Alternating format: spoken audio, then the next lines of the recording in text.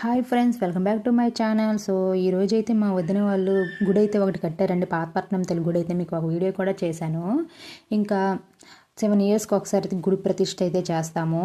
ఇంకా మేమైతే ఆ గుడి వీడియో తీసాం కాబట్టి ఊరం తెలుగు గుడి అయితే చూపించబోతున్నానండి.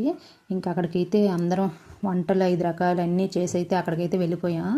ఇంక సో ఆ ఊరం తెలుగు గుడికి కూడా ఫస్ట్ వేప చెట్టు అండి, దాని తర్వాత విగ్రహం అయితే పెట్టారు. ఇంకా గుడి చుట్టూ కూడా చాలా ఆకులతో మొత్తం బాగాలేదండి. సో నేనైతే ఇంకా ఫస్ట్ పూజ కన్నా నాకు సేవే ముఖ్యం కాబట్టి నేనైతే ఇంకా తుడిచేసాను మొత్తం కూడా. మనం ఇల్లు కూడా శుభ్రంగా ఉంచితేనే కదండి మనం తినే ఫుడ్ కూడా చాలా హెల్తీగా ఉంటాము, బాగుంటాం కూడా.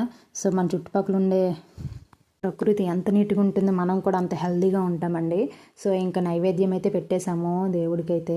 ఇంకా లోపలికి వెళ్ళేసరికి విగ్రహం అండి, ఆ విగ్రహానికి అయితే నీట్గా కడిగి స్నానం చేసి మొత్తం అయితే బాగా అలంకరణ అయితే చేసామండి. ప్లీజ్ కామెంట్ చేయండి ఎలా ఉందో. ఓకే అండి, బాయ్ అండి.